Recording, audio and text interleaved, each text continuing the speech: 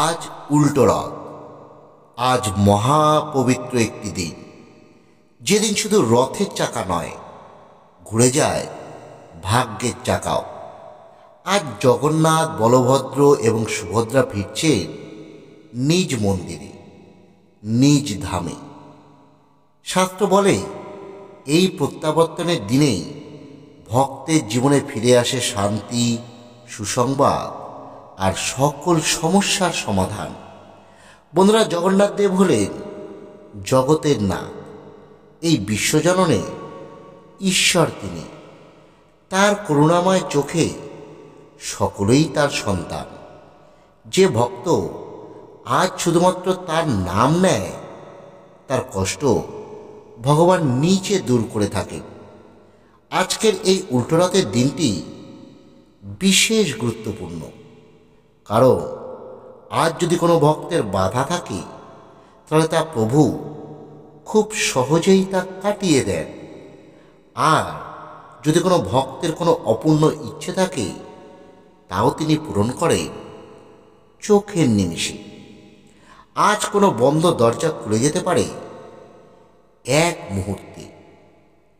আপনি যদি সত্যি মন থেকে চান, আপনি যদি বিশ্বাস করেন যে জগন্নাথ দেবের কৃপায় আপনার জীবনে সব কিছু বদলে যেতে পারে, তাহলে আজকের এই জগন্নাথ মন্ত্রটি এই মহা উল্টো রথের দিনে শুধুমাত্র 108 বার ভক্তি ভরে শ্রবণ করুন। বন্ধুরা, আমরা কথা দিচ্ছি, জীবনের মোড় ঘুরিয়ে দিতে পারে আজকের এই জগন্নাথ মন্ত্রটি। আজ আপনি সারাটি দিনের মধ্যে যে কোনো সময় এই মন্ত্রটি শুধু 108 বার ভক্তি ভরে শ্রবণ করুন। আজ উল্টো রথের দিন আপনি যা চাইবেন, ভগবান আপনাকে তাই প্রদান করবেন। যা হারিয়ে গেছে তা আবার ফিরে আসবে, যা আটকে আছে তা খুলে যাবে। বিশ্বাস রাখুন এবং ভক্তি ভরে মন্ত্রটি শুধু শ্রবণ করুন। ভাগ্যের চাকা ঘুরবেই ঘুরবে। তাহলে আসুন বন্ধুরা, আমরা এবার 108 বার শ্রবণ করি জগন্নাথ দেবের সেই শক্তিশালী মন্ত্রটি। নীলাচল নিবাসায় নিত্যায় পরমাত্মনে বলভদ্র সুভদ্রাভ্যাং জগন্নাথায় তে নমঃ। নীলাচল নিবাসায় নিত্যায় পরমাত্মনে বলভদ্র সুভদ্রাভ্যাং জগন্নাথায় তে নমঃ। নীলাচল নিবাসায় নিত্যায় পরমাত্মনে বলভদ্র সুভদ্রাভ্যাং জগন্নাথায় তে নমঃ। নীলাচল নিবাসায় নিত্যায় পরমাত্মনে বলভদ্র সুভদ্রাভ্যাং জগন্নাথায় তে নমঃ। নীলাচল নিবাসায় নিত্যায় পরমাত্মনে বলভদ্র সুভদ্রাভ্যাং জগন্নাথায় তে নমঃ। নীলাচল নিবাসায় নিত্যায় পরমাত্মনে বলভদ্র সুভদ্রাভ্যাং জগন্নাথায় তে নমঃ। নীলাচল নিবাসায় নিত্যায় পরমাত্মনে বলভদ্র সুভদ্রাভ্যাং জগন্নাথায় তে নমঃ। নীলাচল নিবাসায় নিত্যায় পরমাত্মনে বলভদ্র সুভদ্রাভ্যাং জগন্নাথায় তে নমঃ। নীলাচল নিবাসায় নিত্যায় পরমাত্মনে বলভদ্র সুভদ্রাভ্যাং জগন্নাথায় তে নমঃ। नीलाचल निवासाय नित्याय परमात्मने बलभद्र सुभद्राभ्यां जगन्नाथाय ते नमः। नीलाचल निवासाय नित्याय परमात्मने बलभद्र सुभद्राभ्यां जगन्नाथाय ते नमः। नीलाचल निवासाय नित्याय परमात्मने बलभद्र सुभद्राभ्यां जगन्नाथाय ते नमः। नीलाचल निवासाय नित्याय परमात्मने बलभद्र सुभद्राभ्यां जगन्नाथाय ते नमः। नीलाचल निवासाय नित्याय परमात्मने बलभद्र सुभद्राभ्यां जगन्नाथाय ते नमः। नीलाचल निवासाय नित्याय परमात्मने बलभद्र सुभद्राभ्यां जगन्नाथाय ते नमः। नीलाचल निवासाय नित्याय परमात्मने बलभद्र सुभद्राभ्यां जगन्नाथाय ते नमः। नीलाचल निवासाय नित्याय परमात्मने बलभद्र सुभद्राभ्यां जगन्नाथाय ते नमः। नीलाचल निवासाय नित्याय परमात्मने बलभद्र सुभद्राभ्यां जगन्नाथाय ते नमः। नीलाचल निवासाय नित्याय परमात्मने बलभद्र सुभद्राभ्यां जगन्नाथाय ते नमः। नीलाचल निवासाय नित्याय परमात्मने बलभद्र सुभद्राभ्यां जगन्नाथाय ते नमः। नीलाचल निवासाय नित्याय परमात्मने बलभद्र सुभद्राभ्यां जगन्नाथाय ते नमः। नीलाचल निवासाय नित्याय परमात्मने बलभद्र सुभद्राभ्यां जगन्नाथाय ते नमः। नीलाचल निवासाय नित्याय परमात्मने बलभद्र सुभद्राभ्यां जगन्नाथाय ते नमः। नीलाचल निवासाय नित्याय परमात्मने बलभद्र सुभद्राभ्यां जगन्नाथाय ते नमः। नीलाचल निवासाय नित्याय परमात्मने बलभद्र सुभद्राभ्यां जगन्नाथाय ते नमः। नीलाचल निवासाय नित्याय परमात्मने बलभद्र सुभद्राभ्यां जगन्नाथाय ते नमः। नीलाचल निवासाय नित्याय परमात्मने बलभद्र सुभद्राभ्यां जगन्नाथाय ते नमः। नीलाचल निवासाय नित्याय परमात्मने बलभद्र सुभद्राभ्यां जगन्नाथाय ते नमः। नीलाचल निवासाय नित्याय परमात्मने बलभद्र सुभद्राभ्यां जगन्नाथाय ते नमः।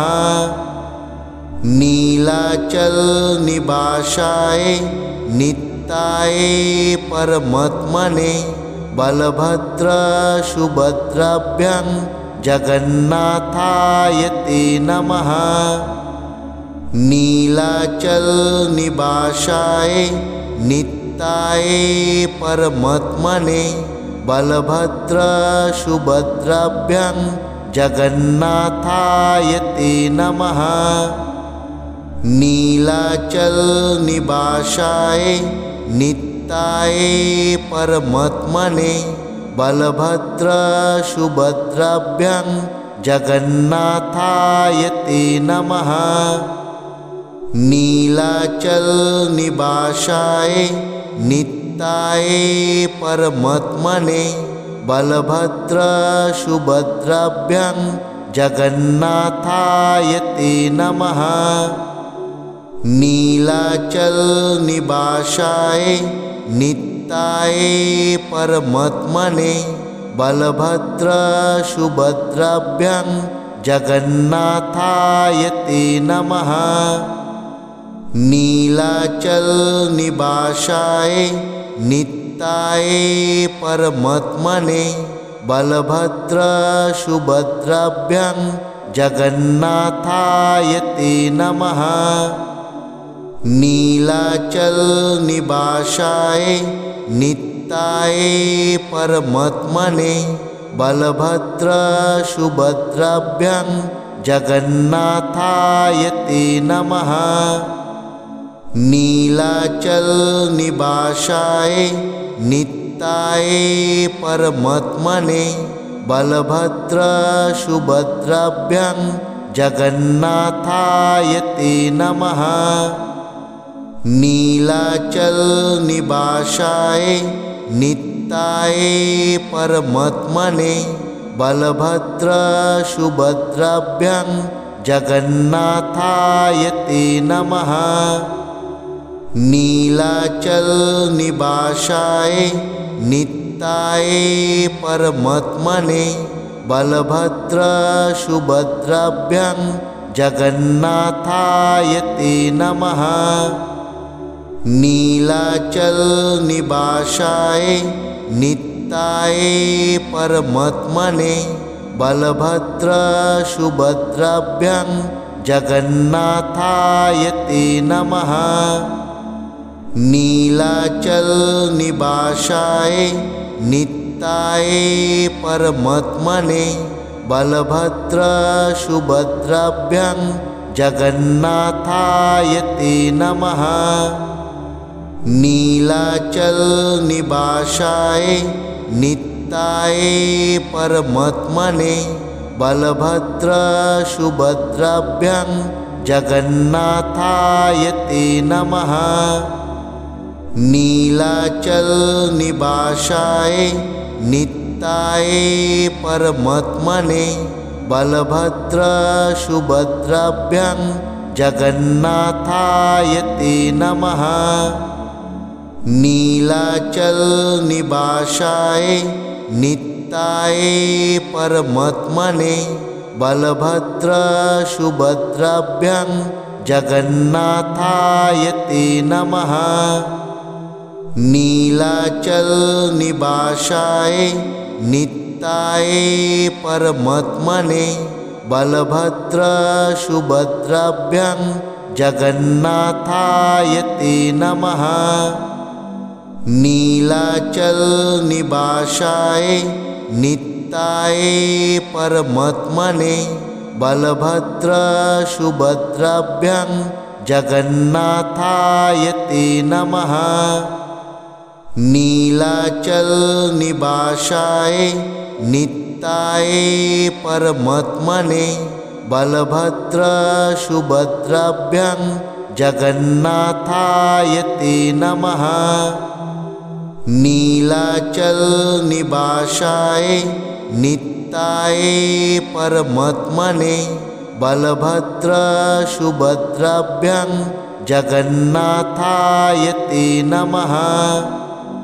नीलाचल निवासाय नित्याय परमात्मने बलभद्र सुभद्राभ्यां जगन्नाथाय ते नमः।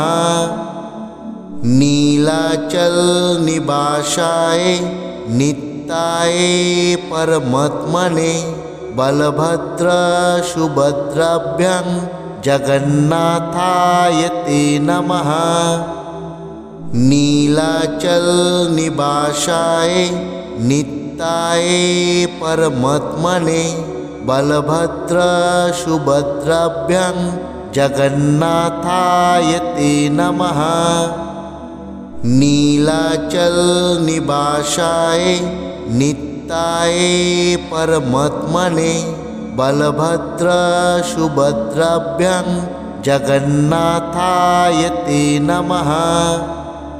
नीलाचल निवासाय नित्याय परमात्मने बलभद्र सुभद्राभ्यां जगन्नाथाय ते नमः।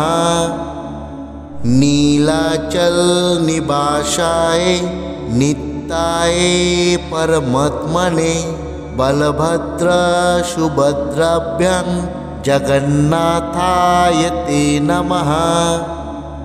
नीलाचल निवासाय नित्याय परमात्मने बलभद्र सुभद्राभ्यां जगन्नाथाय ते नमः। नीलाचल निवासाय नित्याय परमात्मने बलभद्र सुभद्राभ्यां जगन्नाथाय ते नमः। नीलाचल निवासाय नित्याय परमात्मने बलभद्र सुभद्राभ्यां जगन्नाथाय ते नमः। नीलाचल निवासाय नित्याय परमात्मने बलभद्र सुभद्राभ्यां जगन्नाथाय ते नमः। नीलाचल निवासाय नित्याय परमात्मने बलभद्र सुभद्राभ्यां जगन्नाथाय ते नमः। नीलाचल निवासाय नित्याय परमात्मने बलभद्र सुभद्राभ्यां जगन्नाथाय ते नमः। नीलाचल निवासाय नित्याय परमात्मने बलभद्र सुभद्राभ्यां जगन्नाथाय ते नमः। नीलाचल निवासाय नित्याय परमात्मने बलभद्र सुभद्राभ्यां जगन्नाथाय ते नमः। नीलाचल निवासाय नित्याय परमात्मने बलभद्र सुभद्राभ्यां जगन्नाथाय ते नमः। नीलाचल निवासाय नित्याय परमात्मने बलभद्र सुभद्राभ्यां जगन्नाथाय ते नमः।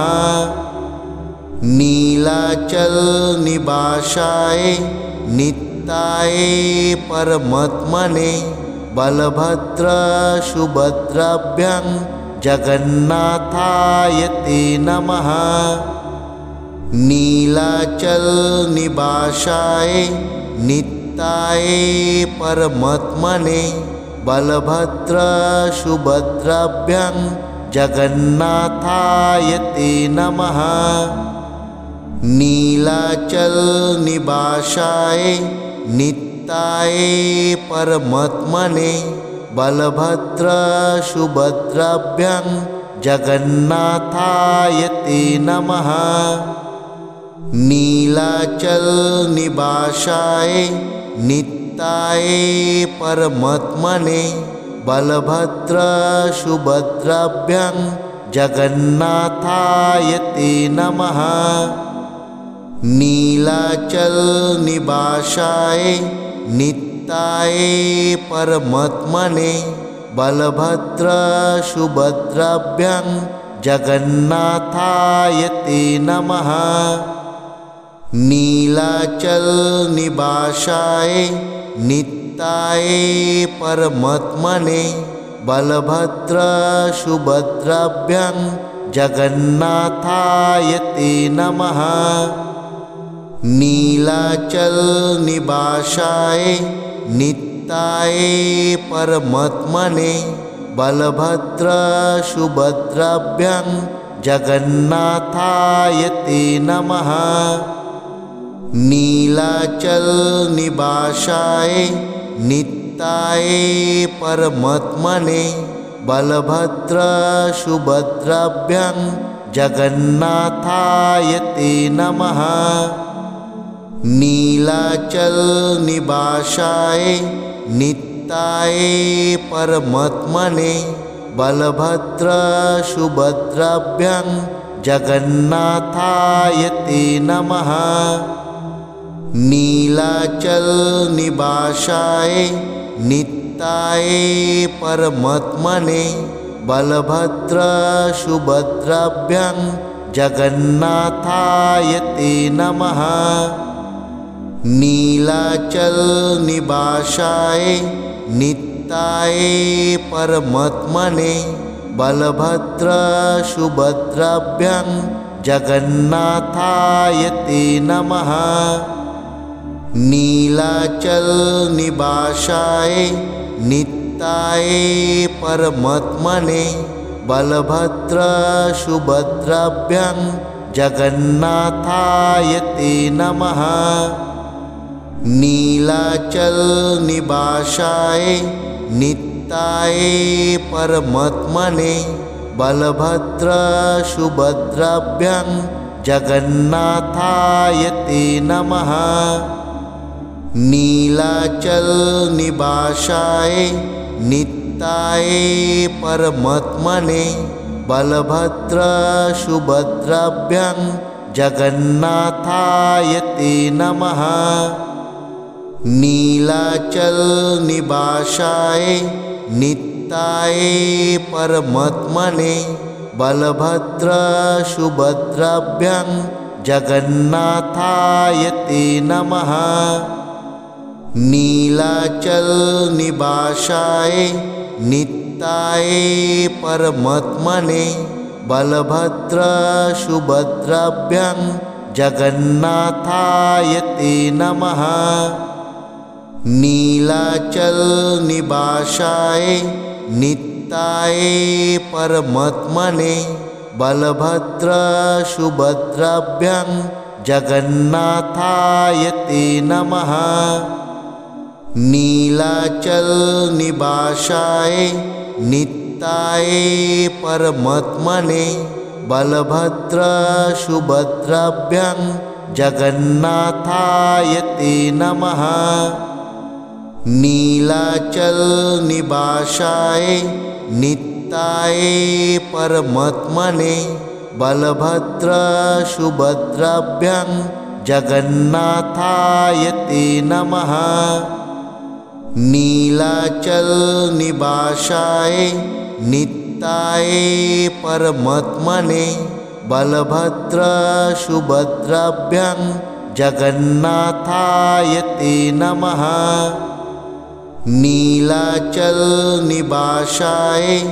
नित्याय परमात्मने बलभद्रसुभद्राभ्यां जगन्नाथाय ते नमः। नीलाचलनिवासाय नित्याय परमात्मने बलभद्रसुभद्राभ्यां जगन्नाथाय ते नमः। नीलाचलनिवासाय नित्याय परमात्मने बलभद्रसुभद्राभ्यां जगन्नाथाय ते नमः। नीलाचल निवासाय नित्याय परमात्मने बलभद्र सुभद्राभ्यां जगन्नाथाय ते नमः। नीलाचल निवासाय नित्याय परमात्मने बलभद्र सुभद्राभ्यां जगन्नाथाय ते नमः। नीलाचल निवासाय नित्याय परमात्मने बलभद्र सुभद्राभ्यां जगन्नाथाय ते नमः। नीलाचल निवासाय नित्याय परमात्मने बलभद्र सुभद्राभ्यां जगन्नाथाय ते नमः। नीलाचल निवासाय नित्याय परमात्मने बलभद्र सुभद्राभ्यां जगन्नाथाय ते नमः।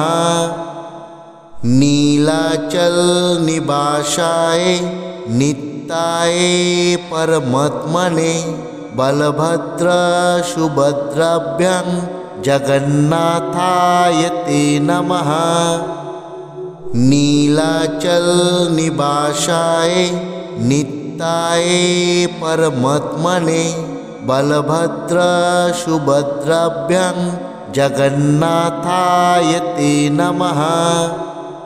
नीलाचल निवासाय नित्याय परमात्मने बलभद्र सुभद्राभ्यां जगन्नाथाय ते नमः। नीलाचल निवासाय नित्याय परमात्मने बलभद्र सुभद्राभ्यां जगन्नाथाय ते नमः। नीलाचल निवासाय नित्याय परमात्मने बलभद्र सुभद्राभ्यां जगन्नाथाय ते नमः। नीलाचल निवासाय नित्याय परमात्मने बलभद्र सुभद्राभ्यां जगन्नाथाय ते नमः।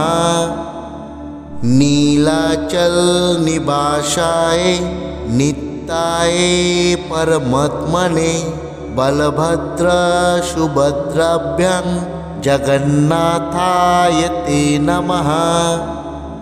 नीलाचल निवासाय नित्याय परमात्मने बलभद्र सुभद्राभ्यां जगन्नाथाय ते नमः। नीलाचल निवासाय नित्याय परमात्मने बलभद्र सुभद्राभ्यां जगन्नाथाय ते नमः। नीलाचल निवासाय नित्याय परमात्मने बलभद्र सुभद्राभ्यां जगन्नाथाय ते नमः। नीलाचल निवासाय नित्याय परमात्मने बलभद्र सुभद्राभ्यां जगन्नाथाय ते नमः। नीलाचल निवासाय नित्याय परमात्मने बलभद्र सुभद्राभ्यां जगन्नाथाय ते नमः। नीलाचल निवासाय नित्याय परमात्मने बलभद्र सुभद्राभ्यां जगन्नाथाय ते नमः।